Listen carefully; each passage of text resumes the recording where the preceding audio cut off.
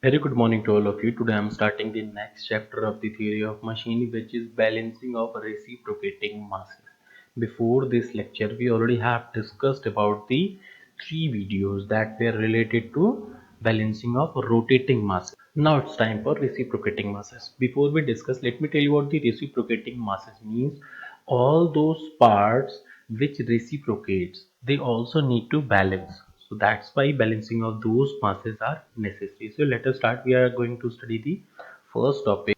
This is a diagram of IC engine, and you can easily see that here in the diagram this is known as crank, this is connecting rod, this is the piston. Now can you tell me one thing, that which part of this IC engine is reciprocating? Obviously you can see that piston is the only thing that can be reciprocate. And how it will reciprocate, you can see if the crank moves clockwise, the connecting rod moved in this direction, and if the connecting rod moves this direction, the piston will move in this direction. This is reciprocation of the piston. Now if we can see the free body diagram of this IC engine, then this is the free body diagram.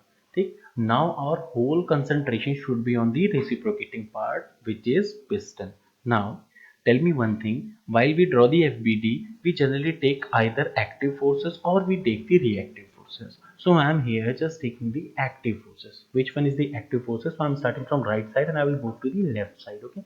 So first of all, you tell me this is the crankshaft. This is crank. When the crank will rotate around the crankshaft, where crankshaft is the center and the crank is rotating about it, then there will be a centripetal force which is called FB that will act toward the center. This is which kind of force? Active force.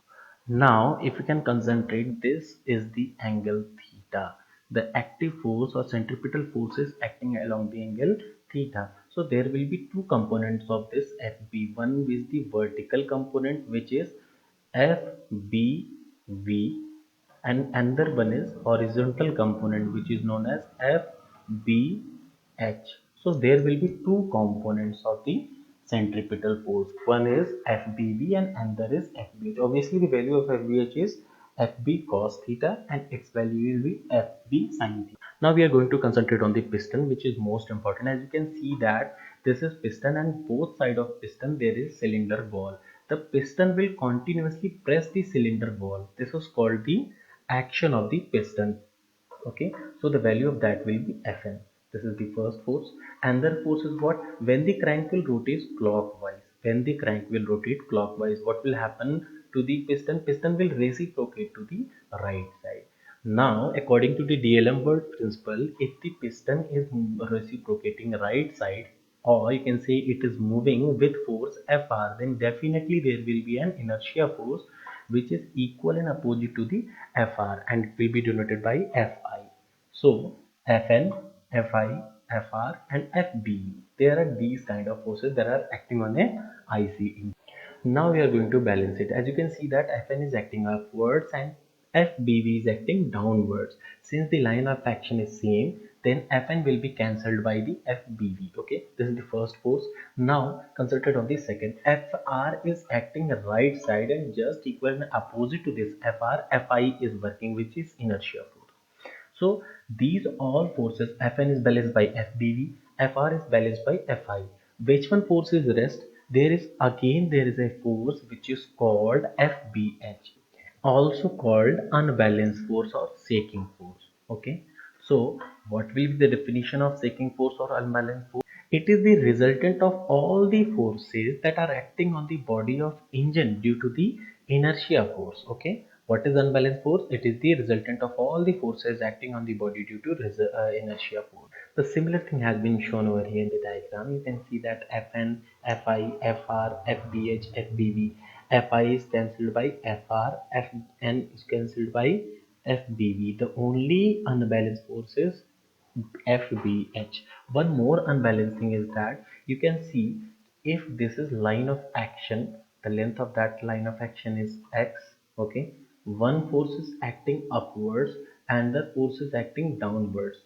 This is the line of action. Then what they will do, they will try to generate a couple. They will try to generate a couple, and you can see over here in the diagram Fn and Fn and Fbv makes a couple. So there are two kind of unbalanced thing. One is the unbalanced force Fbh and second is the unbalanced couple. So there is need to balance it. However, when we try to balance the reciprocating part, we are unable to completely balance the reciprocating part. And I will prove it in upcoming videos that a reciprocating part can never be completely balanced. That's why we generally say that the partial balancing of the reciprocating part. It means one thing is very much clear that a reciprocating part can only partially balance. In next video, we will be discussing about the primary and secondary unbalanced force of the reciprocating masses. Thank you.